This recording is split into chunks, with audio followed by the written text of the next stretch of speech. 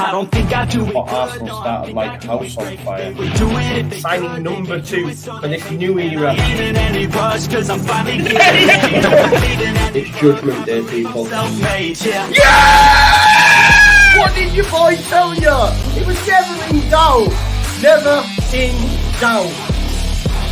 Don't believe in any luck, I believe I'm self-made, yeah. Now then, people, and welcome back to the Just Joe Football Show, and apologies for being late. It is my fault, as is always the case. Let me just put these lights on, just for effect, PlayStation and that. I hope you're all doing well. Please do smash a like on the video, subscribe to the channel, get your comments in, and, of course, hit that notification bell. We are missing Joe tonight. He's out. Rocco's also out, but they will be back next time. But, of course, we're not going to stall the show or anything. Whoever's available will be jumping on. And, of course, I've got Chris with me from All Leeds TV. I've got Max from Leeds Lately, and I've got Luke from Ought to Know Better pod. Ought will be having the G that is 29 in a couple of days as well. If you don't know who 29 is, maybe we'll allude to him in a little bit later on. But yeah, he's going to be on Luke's show, so make sure you check out that. It will not be one to be missed. All links to the people's socials, not socials, but channels is in the description, so make sure you go over and show them some love. Look, to start us off, we'll talk about Accrington. We'll talk about the current state of Leeds United. We'll talk about Weston McKinney in this January window, because we probably won't get together until after the January window is shut now. I don't think there'll be any more deals incoming personally now that Weston's confirmed. So we'll have a little chat about January as well, because by my records, it's the best January since forever, really, for Leeds United. So we'll have a chat about that as well. But what I want to do is just hand it straight over to the resident positive one. I mean, the most positive, should I say. It sort of goes Max, Joe, Luke, Chris, then probably me with the current situation. And I'm just, the reason I'm doing that is because I need a little bit of perspective, because I'm still pretty negative about the whole situation currently. Because yes, we've beaten Accrington. Yes, we're in the 5th round. Amazing. 7 years since we've been that far. And listen, there's a real possibility if we get a good tie, could be looking at quarters and semis, which would be amazing. Let's not beat around the bush. But I still look at it and say, right, well, we've conceded 5 goals now in 3 games against lower opposition that are in 20th and 21st in their respective leagues. I still think at times in the second half, the football was shocking. If Jack Harrison doesn't score a wonder strike, it's a different game. I don't know. But again, I'm very negative about it at the minute. So that's why I'm going to pass it over to Max and Luke, just to give me some perspective. I'll come to you first of all, Luke. Max, sorry. How are you feeling, bro? The FA Cup is a weird thing because every year Premier League opposition get drawn against lower league opposition, and you think, oh, Premier League team, lower league team, they'll smash them. And every single time, it's very rare, unless it's Manchester City, that the Premier League team blows them away. You saw Leicester struggle against, was it Walsall who playing, or Swindon? Yeah. Somebody like that. Anyway, yeah, in League Two, halfway down League Two, even worse than Accrington.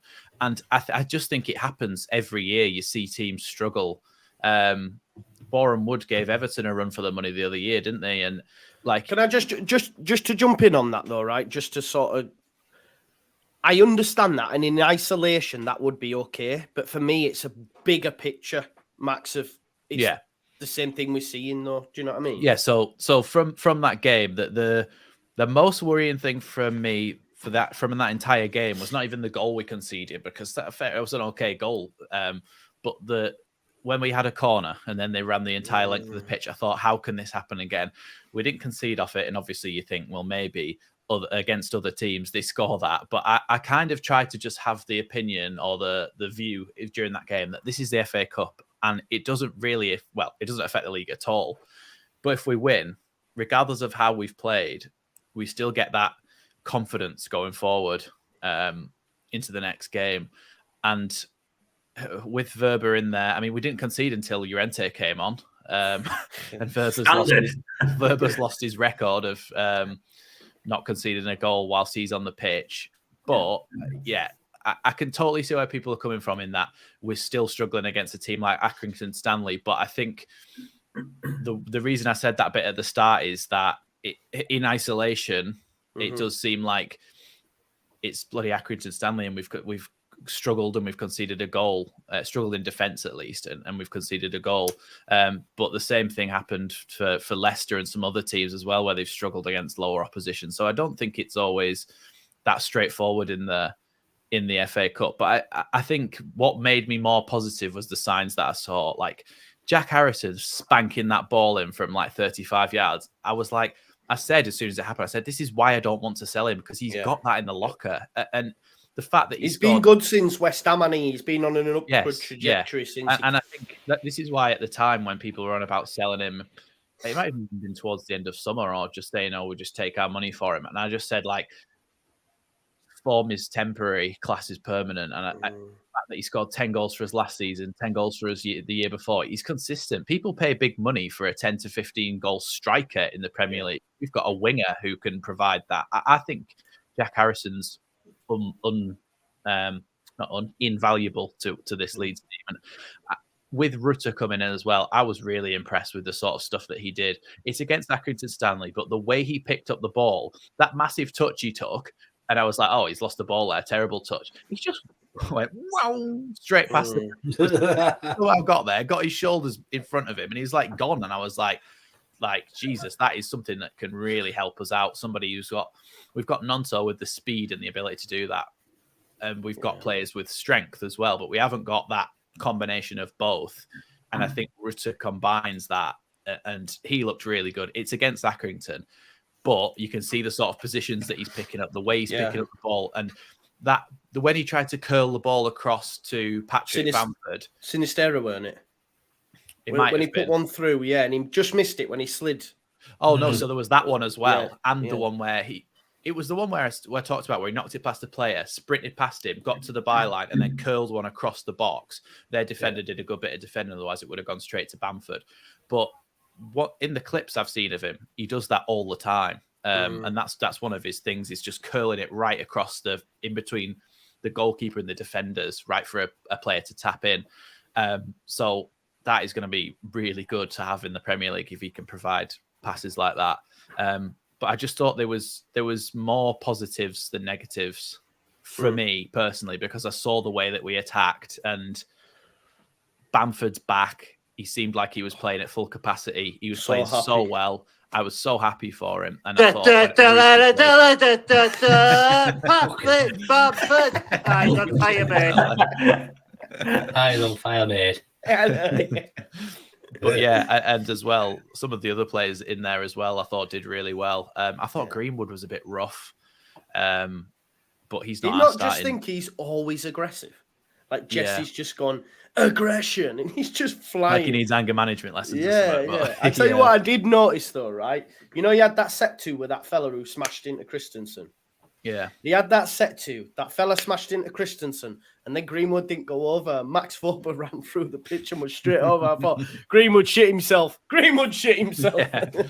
He's one of them players who'll throw himself into a tackle to hurt someone, but then if there's actually a fight, he's like, nothing to do with me, mate. Absolutely nothing to do with me. But yeah, I just tried to take it with a bit of a pinch of salt, because it's the FA Cup and it's not the league. And at the end of the day, if we went out, it wouldn't really have mattered.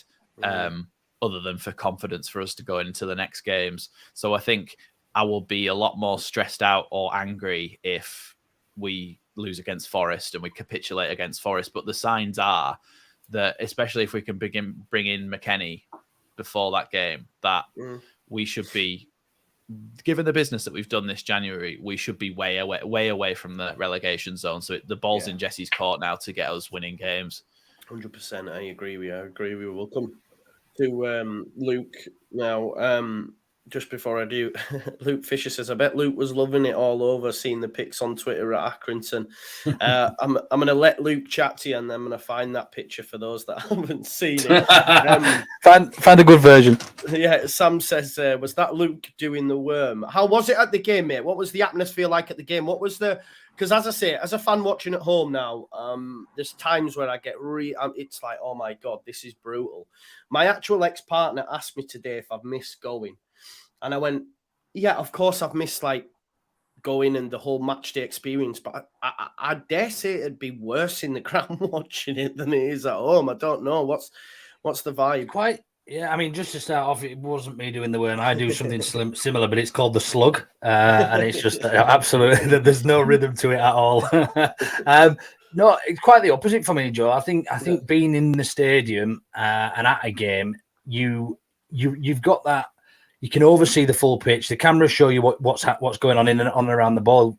For example, at the weekend, half of the things Paddy Bamford did well. He was my man of the match, by the way. But half of the things he did well, you actually didn't see on camera. Apart from that great touch, just his movement. It was pulling the defenders around, and the atmosphere's 99% positive. I think as far as things go. Obviously, it turned a little bit sour away at Villa earlier on in the season, a few games ago, whenever it was. But in terms of the actual football, arguably, it doesn't look as bad when you're sort of underground and you can only see that much of the pitch. But yeah, no, it doesn't look as bad when you can see the whole of the pitch all of the time. I don't think. I think it's very misleading watching on television. I have watched a few games on television. I've been to more this season than I've watched, so I can see the difference. And when I've watched it on telly, I always tend to be a lot more negative than if I've been to the game. I don't know if that's because I'm on Twitter and people have just been talking, or whether it's when I'm at the ground, you don't really talk to anybody but people around you, and you've already had a few beers or whatever. So I don't know. But yeah, look, similar to Max, I didn't expect any less. I expected it to be a scrappy, horrible game away at a League One pitch. Their cup final, it was their big day out, and their players would have been running at 150% for the first 15-20 minutes, and we saw that. Once we'd settled into the game and started playing a little bit, we played some good stuff. But look, let's not get ahead of ourselves. We beat a poor Accrington Stanley side. Should we have beaten by more? I would say so. I think probably we deserved 6 or 7 goals probably yesterday. So I wasn't concerned. Not a lot to worry about. We conceded an average goal, but when you think about who was our defence, you sounded like Frank Lampard then. Conceded an average goal, then a fluke goal, then another average. Well, there was only one, so I had to pick one of those metaphors. So no, it was. Look, they took the goal well. They probably could have had another one, but on balance, we probably could have had 8. Yesterday, I think quite it would easily. have been a completely different story if it was at Elland Road. Like you mentioned there, it's like the mentality, isn't it, of an FA Cup tie like that. They're like, oh my God, we've got Premier League leads, let's get into it. We're like, oh, it's only Accrington. Exactly. And that mentality is it's hard for the Premier League players to get up for that game in the same way that those League One players would be. And also, like you say, the pitch as well, compared to a Premier League quality pitch. You could see on the TV footage, it was cutting up so much that sort of plays into their court, doesn't it, really, with long ball football and stuff. Like if we're trying to, some people would argue that we don't play nice football, but if we're trying to play it on the deck, even, it's bobbling around everywhere and it's hard to keep hold of possession. But yeah, like you say, mentality is a massive part of an FA Cup tie like that. It is. Before I come to Chris, I'm just going to share some images here. Look of Luke at the game yesterday. If you haven't seen it, folks, just so you know what we're chatting about. Just give us one sec. This was Luke here at the game. It was actually Max that dug him out, wasn't it? He stung me, didn't it? Yeah, this one. This one here. I think this is my personal favourite. No, not this one. That one there. That's fantastic, isn't it? It's brilliant quality. Yeah, they've all had a bit of fun with it. I had a great day. And I actually got to, on Sinistera's goal, if you watch it back, they come literally straight up to me. My mate's got his phone out next to me. The fucking bastard. You're the only person to have his phone out. Luckily, though, but they come up and I literally have them both in a bear hug like that. Oh, Sinistera and Rutter, like pulling them down underground with me. So great day out, mate. But look, I don't. There's not a lot of negatives. I think they were going to. Always come at us for 20 minutes, and realistically, we were running at 50%. And half the team we had out, you've got to think that they're not fully match fit. I mean, we had Sinistera coming back from injury, we had Firpo in there, we had Paddy Bamford coming back and having cameos. So, take it with a pinch of salt. That result, I think, with a full squad, we'd have beaten 10-0 probably. Especially if it was at home as well, because we keep getting drawn away, don't we? If it was at home, I prefer away day anyway. Yeah. Chris, do you?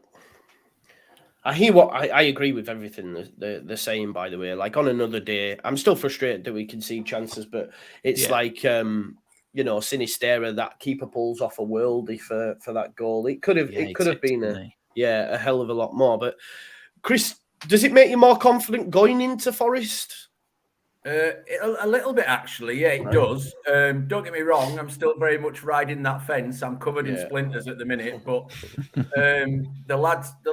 everything the lads have said makes sense, and I agree with. I think in a typical FA Cup game away like that at a lower league side, the first thing you've got to do is earn the right to impress your superior quality. And for that 15, 20 minutes, I even said on my Twitter about 10 minutes in, we've got to ride this first 15, 20 minutes out, and then, our quality will come through a little bit. And it did. I mean, I wish Jack Harrison had hit the ball more first time because, as Max said, he has got that in the locker. He's quality with stuff like that. But a little bit more confident, but my attitude towards the current situation with the management at Leeds hasn't changed. It's through the fifth round, great, but the game that matters is Forest. And I do think, which is scary, but I'm quietly confident about the Forest game, and I don't know why. I think it's because we have to be, isn't it? Because we know it's such an important game. We have to think that we're going to win this one, because after that, we've got Scum home and away. Yeah. And you start to if he loses that, the noise for him to be sacked will be massive for me. Mm-hmm. Yeah, he's got to start picking up points now, especially with these new signings and everything. Yeah. He's got the tools now, is what I think. No excuses anymore, is there? There's no excuses. There's absolutely no excuses now, is there? End of the day, like you said, the board have backed him massively this January. Yeah. We can't point fingers at the board anymore, which we have done, and quite rightly, over transfer windows in the past. But they've stepped up this one, and they stepped up in the summer as well. He's got to get results now, and it has to be Forest. It has to be. See, I slightly disagree. I think because of performances recently, I think we still need to win. I'm not going to sort of sprinkle any shit in glitter here or anything. We do need to get a result there. But I still think that we've got to take into account Rutter's just joined. Yeah. McKinney's not even signed yet, so we can effectively this January window we've only got Warburg really at match fitness. Realistically, let's argue. We've also got Cock out. No, this is. I mean, before the game, is Cox suspended, Luke? He is, mate. Yeah, we got Cox suspended. I just hope to God they don't bring fucking Llorente in, because it's just a car crash waiting to happen. Cooper involved. But yeah, I think we'd be we'd be happy probably with a draw away at Forest. They're in a bit of form. I think the greediness in me, the greedy in me wants a result, and we all need that fucking first win. And we can't see it coming against either, realistically and honestly, against either of their fixtures against Scum. One of the benefits I think we've got over Scum, if they've got another 4 games to play before they play us. We've only got 3 games. We've only got 1. All right, okay.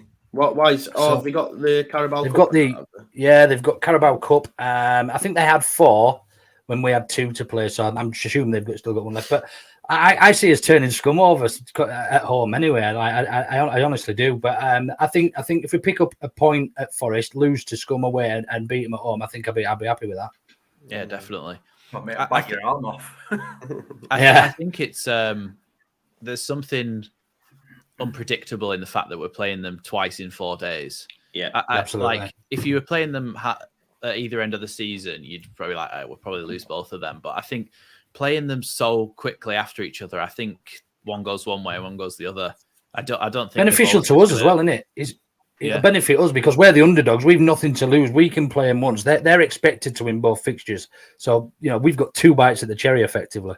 Yeah. So having a look here, they've got 2 games. So they've got Nottingham Forest on Wednesday, Crystal Palace on Saturday, and then us again on Wednesday, and then us on the Sunday. So they've got like 4 games in the space of 12 days, which is quite a lot in it, whereas we'll just have the 2.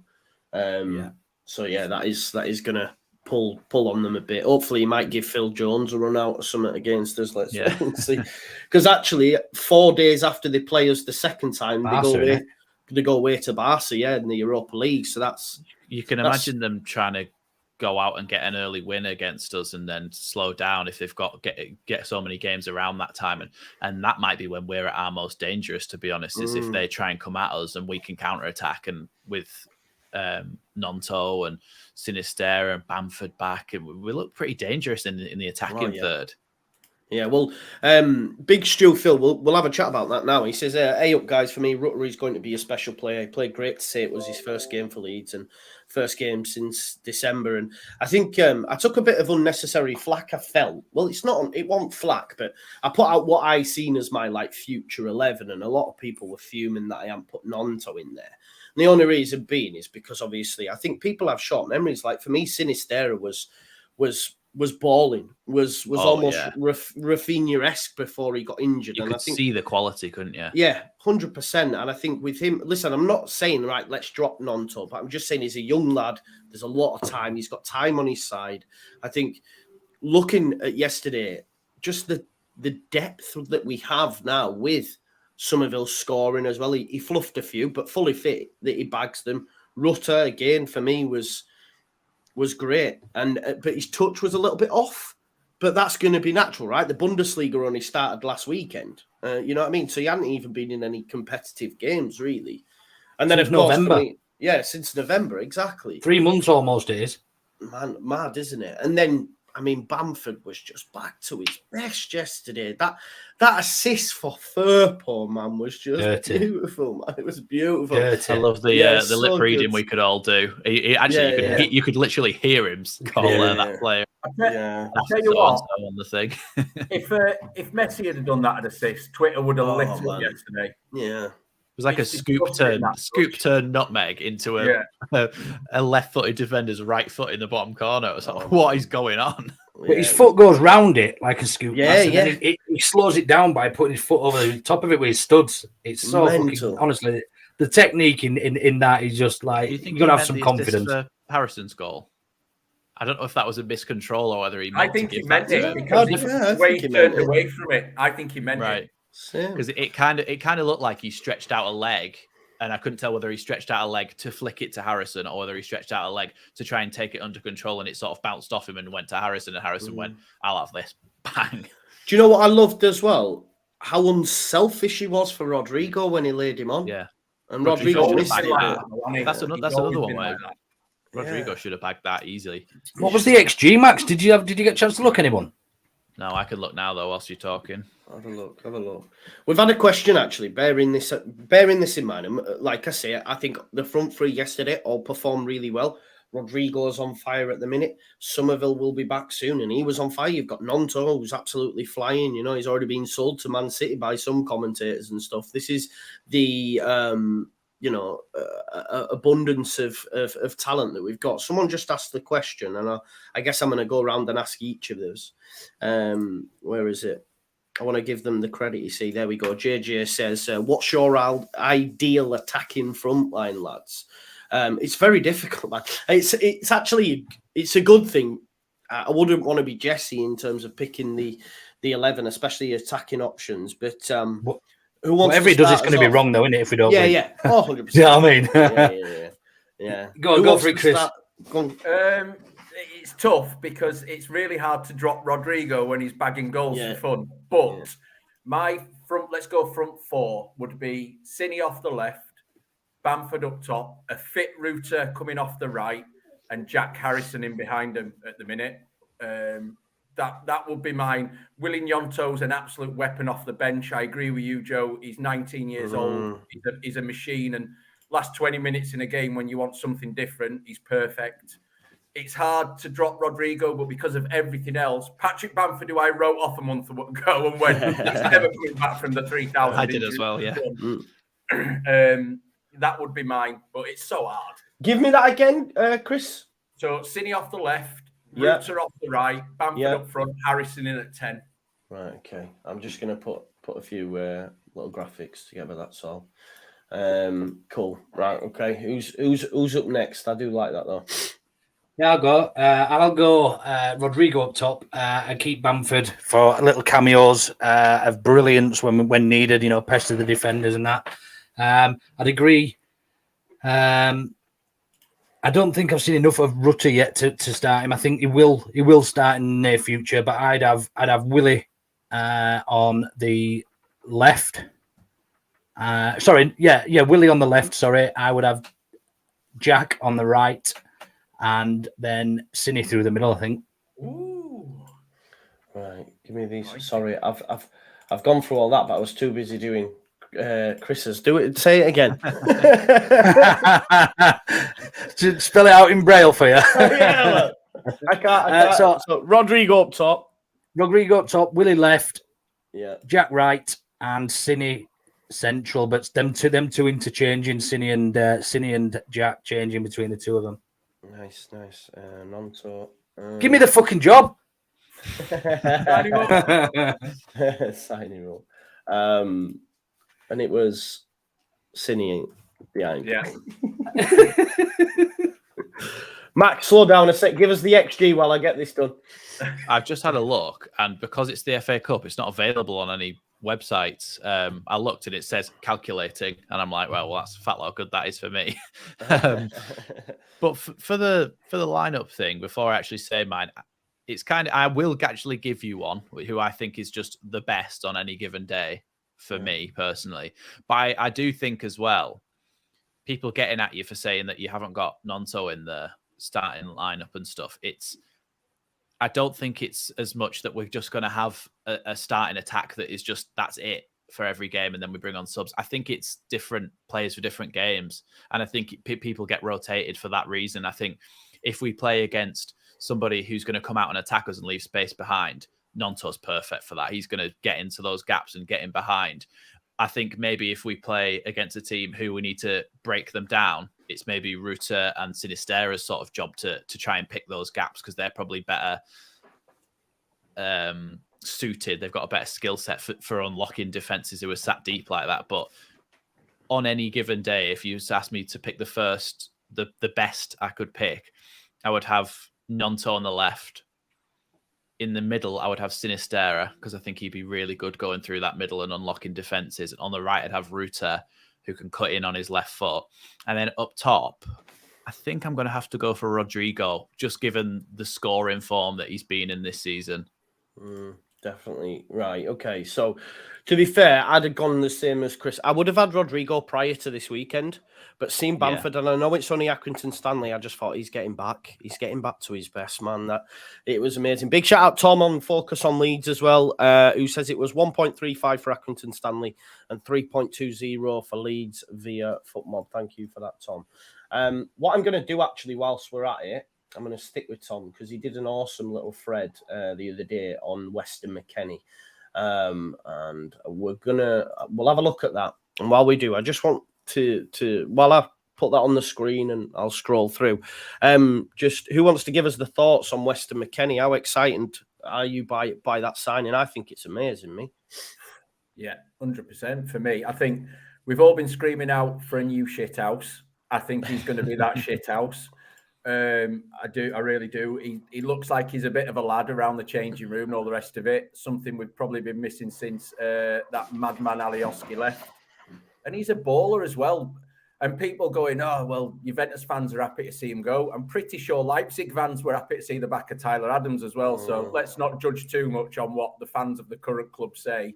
I think he's going to complement Adams in there really well. I think we can now play a 3 in midfield when we need to, with McKinney and Rocker either side of Adams. I think he's going to be an absolutely tremendous signing, mate. It's actually, for me, the best signing we've made this window. Yeah, I think he's that good. Who's Max? You got any thoughts? You might need to move Luke along first. He's trapped behind your logo. Oh, is he? Right. Okay. Let me move. But yeah, I'm enjoying it. I'm back at Accrington. I think it's an unbelievable signing, especially because somebody said the other day when we were playing Accrington how much we miss Adams in the midfield. And I think although McKinney's not really a holding midfielder, I think he could be the sort of what plugs the gap if Adams isn't available? If Adams is suspended or Adams is injured, I think Weston McKinney, although he's not a holding midfielder, he adds that same sort of physicality, speed, aggression, will to win the ball back that Adams has. And I think when they play together, it'll be a force to be reckoned with in that midfield. I think the US national team's midfield, with them two in it and Yunus Musa at the World Cup, they looked unreal because they were so athletic and dynamic, but they didn't really have one of them that could, they're all quite similar. They didn't really have one of them that can get the ball down and play. And I think Mark Rocker can be that player he's a bit slower than the other guys, but I think he's got it in his locker to get the ball down a little bit of that Spanish tactical thinking, and as well as them two with their unbelievable pace, power, athleticism. I think Rocker complements them well. So I think he also allows us to play different formations as well, because we don't really have a number 8 at Leeds anymore, do we? Like an out-and-out box-to-box midfielder. I think if he sat in front of Rocker and Adams, he provides that sort of number 8 role where he will help them out defensively and he'll track his runners. I said in my video about it that Aronson, through not really any fault of his own, a lot of the time didn't track his man, did he? And players would just run past him. And he's an attacking midfielder. He doesn't really know what to be doing in that situation. He should be tracking his runner, but he wasn't. And I think McKinney offers that that tracking back and following runners, as well as being able to absolutely body people when he needs to, because he's got that strength and physicality. So, and people have been saying to me as well that he gets in the box. I think, which is what you're going to talk about now. He gets in the box and makes those third man runs. Yeah, I think you've just done it there, and I'm really excited by the signing. And what I like is he's not Rocker, like Tom says here. He's not going to drop deep, play a high volume of passes. He's also not going to clean. Is almost exactly what we need, right? So we have someone who can play them line breaking passes, who can play progressive passes. I mean, someone's just said in the chat, I'm still not sure on Rocker. A lot of people, he goes under the radar. Look at that third goal and look at the ball that he plays through to Jack Harrison in order for him to be able to cross it for, I think it's Cine. He's a great passer of the ball. We know what Adams does, yeah? I do question Adams' passing at times. He just gets it and wants to give it off. But he can then give it to someone like McKinney, you know what I mean? And I think he's rated within the top 10% across Europe's top 5 leagues for receiving progressive passes in the opposition box, which again is something that we need. If the ball's going to drop, he might be the one, like you said, Max, running onto it and putting it in the back of the net. So I, for one, think it's a huge signing. Hopefully he does add more goals and assists to his name. Yeah, like I say, I think it's a very good signing, and one that really, really excites me. And I think as well, and I know maybe fans won't want to hear this, but from a commercial standpoint, it takes the football club to another level, because he's massive. He's bigger than Adams, and he's the USA men's national team coach. He's just bigger than Aronson. Grow and grow, aren't we? In America. I mean, you see those maps every now and again. Twitter accounts put out those maps of the USA and see which Premier League club is the most supported, or which club in general is the most supported from each state. One of them was Hull City for some reason, but one of them was Leeds, and I think we're going to start to see more and more of them become Leeds with McKinney signing as well, because I listened to a podcast where it was an interview with him, and I think they were saying, like you said, Joe, that he's like, other than Christian Pulisic, he's like the biggest name in the US national team. And I think that's the thing. I actually seen, I guess you would have seen it because you're pretty active on Twitter as well, that Man United fan who said that he couldn't support Man United anymore because Weston McKinney was going to Leeds and he was going to change team. I just laugh at stuff like that because he got pelted. Oh, he got hammered, didn't he? He got hammered, which naturally, but I sort of go, yeah, but he's not really supporting us. He deserves it, though, to be fair. He deserves every pelter. Do you know what, though? It's very, very different the way that Americans follow football and sport and clubs because the way they're structured, they're not structured necessarily to a town or city. They're part of a what do they call them? Consortium or no, state. No, the actual clubs are part of, I forget what I have got it in the back of my mind, but franchise, So the franchise can move from city to city and everything. So the way they follow it, and it's specifically what I've noticed over the last couple of days following this guy 29, is they actually follow the players more than the club. So they actually support the player depending on what club they're at. Do you know what I mean? They're not necessarily fans of, Leeds United or Scum or whatever. They actually support Weston McKinney because he plays for Leeds, or Tyler Adams because he plays for Leeds. Pulisic was the best example of that. I think I made this point when Aronson and Adams were first signing, how good it is commercially, because when Pulisic went to Dortmund, they all bought Dortmund shirts. He went to Chelsea, they all bought Chelsea shirts. Like it's you will just make a load of shirt sales just because you've signed an American player, and they'll all want to have them. So I mean, it's becoming bigger in America. I think I mentioned ages ago when I went to Orlando in September, I was about to go on the Fast and Furious ride at Universal, and the guy was like, "Oh, go Leeds." The guy that was like people on the ride. I just had my Leeds top on. He was like, "Go Leeds." I was like, and then I went, did a double take, and I thought, "Oh yeah, they probably do know now." But whatever, you got your pen out and went, "Oh, do you watch me on Leeds lately? Do you want me to-" But it's like, I mean, I think the lads are Big right. up, Alex. They spread the chips around, don't they? It's like listening to those whoppers on the Alexi Lalas podcast, and you're just like, the differences in how they sport to us is incredible. Yeah. I know that Alexi Lalas thing, it still pisses me off that Radrazani liked that tweet where he said it's okay to lose against the big team, and he's liking it. And I just think, I hope you like this one where he said that Weston McKinney's too good to come to our football team. Prick.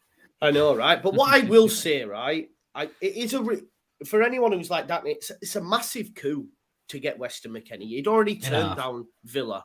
He'd already turned down. I mean, when David Ornstein put the Nottingham Forest thing out there, I was like, no way. He's turned down Villa. He's turned down Leicester. He's not going to go to Forest. I don't know where that came from. Like saying 29 quickly rubbished it, didn't he, as well? So look at us talking like, yo, 29, bro. Yo. Yeah, just refer to me as 43 for the near future, if that's all right.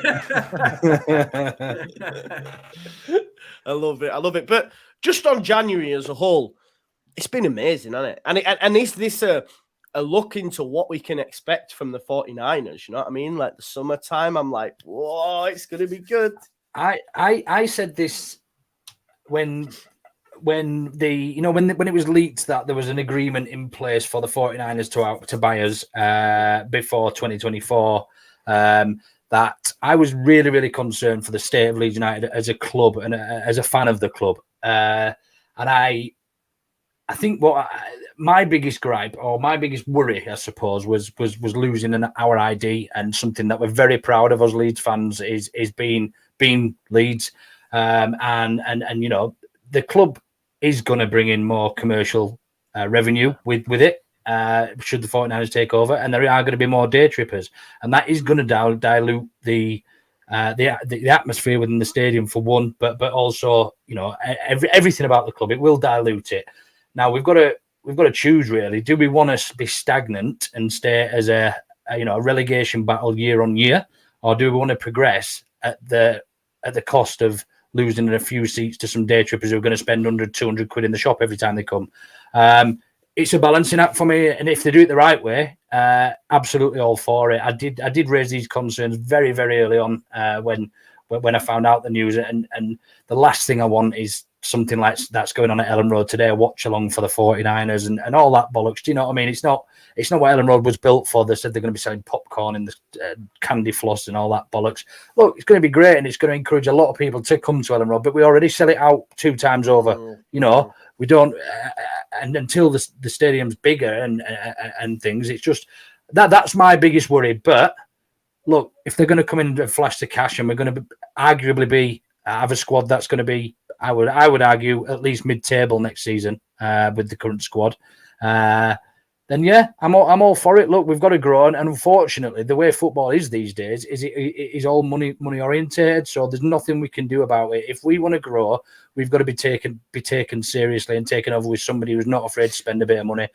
And it looks like the 49ers aren't afraid to spend a bit of money, and they've proved that this window is the best one of the arguably one of the best windows we've ever had, apart from one where we signed Decor and a couple of others. I forget which year, but that wasn't a January, but he's by far and away the best January we've ever had. Amazing to think, Max. Before we'd spent £1 million across 3 windows, 3 January windows, £1 million. And now have we broke the record twice with Rutter and McKinney? Yes. Yeah, well, when he goes permanent, technically, yeah.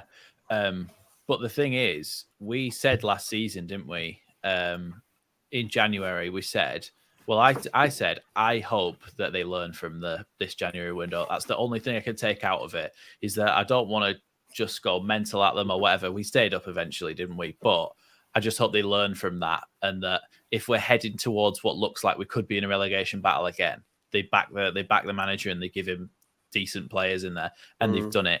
And as well, it's not just like they've bought a striker and a winger or whatever. They've evened it out. They've done a central defender, a central midfielder, and an attacker, and you've basically given Leeds a quality spine to the team that we didn't have before, and you've put that into additional to what we already had. And I love Clicky, but Weston McKinney is an upgrade on Mateus Click. Massive.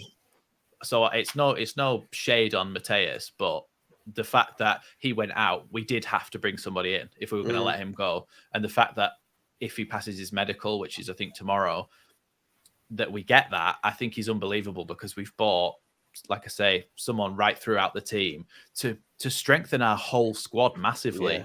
Yeah. No, Sorry, I just wanted to add, I've nothing against. It's not anything against Americans. It's the way the clubs are run commercially, and our target market is simply America right now. Do you know that is the way the club's looking. And if that's going to make us money, then look, I'm all for it. And I know they're going to extend the stadium and everything else. They did a great job with another rebuilt. Is it the Levi's the 49ers play? Is that right? Yeah. So look, like I'm not saying that.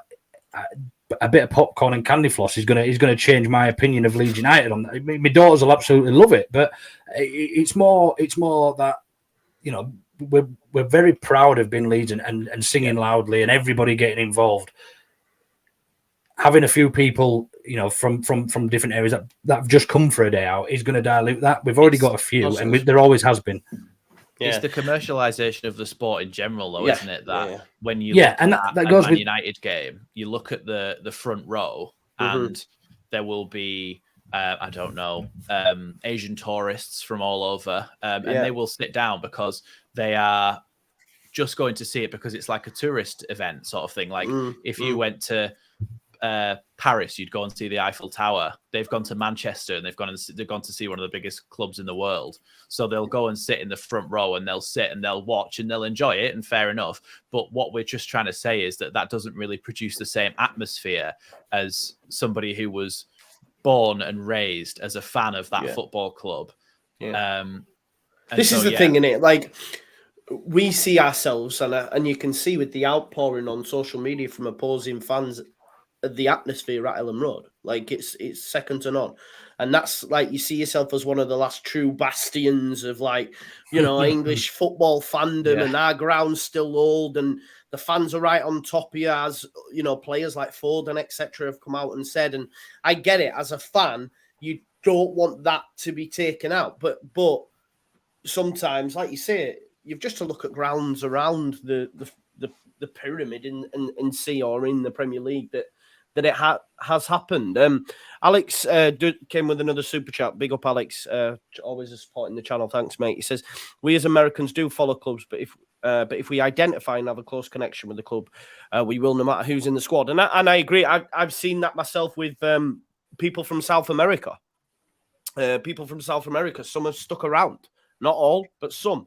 And I'd imagine that if, for whatever happens, if the Americans all left, I don't see that happening, but maybe Jesse, if we just look at him in his isolation, I think people would still stick around, because you do easily get attached to a football club. I think I'm not one of them who's but it might just be that like, I'm totally for it. Like, I get American people commenting on my videos saying I'm kind of new to it, but thanks for explaining this and that. I've enjoyed that because it helps. And it's almost just their way of getting into it. And so if all it is if we've got Adams, Aronson and McKinney and Marsh, more Americans are going to take an interest in Leeds. And then eventually, when they've gone, that might just be the original reason why they wanted to start supporting Leeds. They're not just going to change because they've gone, but they definitely do take more of an interest than we do in our national team players at other teams. Like, we're not watching out for Harry Kane every week to see how well he's done. But is it's a totally fair enough way for them to be. They'll be like, oh, I'll keep track of how well Weston McKinney's played, but I support this team. Or I keep track of how well Christian Pulisic has played, but I support this team. Like, separate to that. So I completely get it. And it's just a different way of supporting, really, isn't it? I think it's quite a nice thing that they track the performances of their national team players more than we do, really, because when we play against our other national team players, we're like, scum. Where they support them. Yeah, who can forget you let your country down? Smart, yeah, I remember when David Beckham had that effigy of him hanging outside outside a pub after he'd kicked Simeone. Do you remember? That's like madness. That's why I like Southgate, Luke, because none of that shit goes down anymore because everyone likes them. We're not allowed to. You can't get away with anything these days. That's what it is. True. Everybody's got a camera phone, haven't they? So none of that dentist chair stuff that Shearer and Gascoigne and all them got up to. Was mad. Just looking ahead then briefly, we've got Forest and then Man United twice in the first week of Feb. If I'm being honest, I don't think we get anything. That's bad, isn't it? It is bad. I think I'm really struggling in the league. I'm really struggling. If we beat Forest, which is going to be tough, they're on a decent run of form. The one thing that I'm glad about seeing Nottingham Forest is they're continuing to buy players that are not Steve Cooper players. They're signing Keylor Navas, they're signing another centre-back from Atletico Madrid, and it's like, there's no way Steve Cooper's signing off on these. And then players that they bought in the summer, the likes of who we were linked with, O'Brien from Huddersfield. Lewis O'Brien. Yeah, Lewis O'Brien. He's now been loaned back to Championship. Toffolo back to Championship because he's brought in all these players. So I think Third Doctor, so what if Forest are on a good run? What do you mean? If they're on a good run, they're in good form. So yeah, I think I struggle. I'm struggling. Who's seeing points? I can see why you think we're struggling. But on the other hand, you've got to look at the recent performances, man. You just got to, you've got to see positives. Plus, you're adding the quality of Rutter and potentially McKinney. I don't think he'll be ready. He might be on the bench or something. But you just, I think there's so much more positives to take out of the last run of games. Arguably 5 or 6 games, we've seen a lot of positives, and the positives seem to be getting better every week. And taking out that performance at Cardiff where we had to come back from 2 down, and the other FA Cup actually the weekend where you felt we weren't too good. The performances in the league have been good enough to pick up points, and we just haven't. So that's why I think we're sort of on the extent of the curvature now, and we're just sort of finding out, things that probably should have been tweaked 6 months ago, 5 months ago, before the season even potentially started. Marsh is actually now recognising, and he's making those changes, and we're actually looking a better team for it. For me, a much better team, in fact. How would you line up against Forest, Luke? Good question. With Koch not been available, I probably have obviously Meslier, 2 centre backs of Warburg. I'm not sure if Cooper's going to be back, but if he is, Cooper, Ayling right back and Pascal left back. If Cooper's not available, I'd be tempted to play Firpo left back and Cooper and Pascal and Warburg at centre back. Anyone but Llorente, yeah. Anybody but Llorente, yeah. Recalled Charlie Cresswell for a game and then send him back. Then I'd have obviously Adams and Rocker, and then Rodrigo up top with. Is Nonto unavailable? No. Is he banned? No, he's available. Yeah. He is available. I'd probably start Nonto, Sinisterra, and Harrison. Pretty much the team that's at the front four that I said. But Harrison and Sinisterra are probably either one of those left, right, and centre between the three of them, and they can all interchange, can't they? Get on to Sinisterra and Harrison for me. Mm-hmm. Any changes on that, Max? No, I agree, especially with the back line. I'd maybe bring in Bamford up front. he may not be fully fit, but he started against. He Forest, looked it yesterday, bro. I think he looked good he against did, and that's what gives me a bit of confidence that I think he could do well in this game. And I think he brings players into play a little bit more around him. And I think Forest may be a team that at some point we need a way of breaking them down, especially if we're on the front foot and they're sitting in for a little while. I think Bamford's kind of brings other players in to help that, whereas Rodrigo's not really that mold of player. So I think maybe Bamford in. But other than that, yeah, I definitely agree about the back line. Anyone but Llorente. But I reckon, in my opinion, anyone but Llorente. But I think it actually will be Llorente that plays there. I think he'll bring him in. I think Marsh trusts him when he shouldn't. I still can't believe. No, I don't think he does, bro, because he'd have played him yesterday in the FA Cup. Yeah, and as well, surely the writing's on the wall. He brought him on. We conceded. Like, it may not have been directly his fault. He's a Forest fan, is Bamford, isn't he? Yeah, he is. Yeah. Well, he came through there, didn't he, before he moved to Chelsea? So, yeah. We forgot to play, by the way. Actually, no, we'll come back to this in a minute. Sorry. Go to Chris. Go on. Go on. What it's just that we're supposed to be signing that Portuguese defender as well. Oh, yeah. We won't see him for a while, though, will we? I don't think. Do you think? Might be our right centre-back on Sunday. That'd be, so you think we win then, Max? I hope so. That's what I was. That's what I was going to say. Come on, man. You're supposed to be positive. You're supposed to say, "I'm right, yeah, man." But I think because it's daunting because we've got Man United home and away. But after that, we've got Everton and Southampton, and in these next 5 games, I think we get 7 points. Is that enough for him to keep his job, or is it? I would say so. I think 2 wins and a draw, isn't it? Out of 5. I think I'd take that, and I think that's what's going to happen. I don't know which games are going to come in. Hopefully, we start with a bang on Sunday and beat Forest. I'm going to say we're going to win that one. Oh, I'm so nervous for it. I can't like this. How you feeling? I'm shitting myself for that game, because I'm just looking at the table.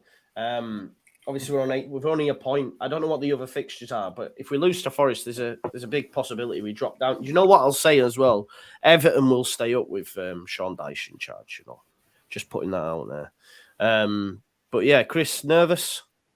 Yeah, of course I'm nervous, mate, because it feels like it's that point of the season now where it's either we pull away from the bottom 3 and go on a bit of a run, obviously taking out the scum games, potentially, we could pick 7 to 9 up potentially over those Everton, Southampton and Forest, or we could come away with very little and there's every chance we could be rock bottom in 4 or 5 games. So it is that crunch point of the season. But I do think we beat Forest on Sunday. I don't ask me why. I don't know. Maybe it's just because it's still quite a long way away. And as the week goes on, I'll read more and more on Twitter and just become more and more abject as the week goes on. I agree about the back line. Anyone but Llorente. Anyone. Max, fancy a game. Luke, fancy a game. Popping the wall and having a game. Anyone. I wouldn't be disappointed whether it was Rodrigo or Bamford up front. I think both. You can make a case for both, which is a great place to be in after screaming that we've got no number 9s for so long. We've obviously got. Do you think there's an opportunity they'll play them both? Rodrigo behind? Yeah, I'd love that. I would love that. But play him as a 2, not Rodrigo having to drop back in and all the rest of it. Play him as a 2 and push Forest back a little bit for me. I'd love to see it. I think he should have done that a couple of games ago when he took Rodrigo off for Bamford. Was it Brentford? Yeah. I'd have got, because we're on top in the game, I'd have gone 2 up top and just seen what happened. But you can understand him not taking the risk, because if we'd have lost 1-0, everyone would have gone absolutely spare about it. So, But yeah, why not? Why not for me? Have a go. Do something a bit different. I do think McKinney will be on the bench. I think he'll get some game time. I think Ruter will get 20, 30 minutes as well if things aren't going well, or even if they are. If it was me, Ruter would start this game. Yeah. I think we need a bit of that attacking impetus that he brings. I think he is suited for this game to go and explode onto the scene. Oh, it'd be amazing, man. Listen, all the tools are there now. No excuses anymore. That's the truth. That's the facts of it. If you give me 7 points from 5 games, Max, I'm taking them every day of the week. Yeah.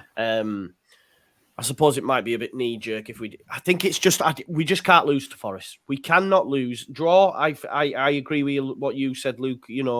Draw away at the City Ground is not bad. Even when they were going poor, they were still getting little points here and there at the City Ground.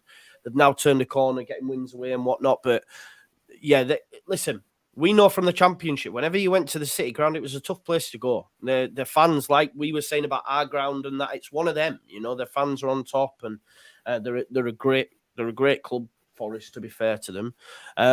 So you know, it's going to be a tough evening, but yeah, we just can't lose. Give me 1-1, 0-0. I will take it, because if we lose that and then going into Man United, and if we got, let's say, are we at home first or away against Man United? Away. Okay.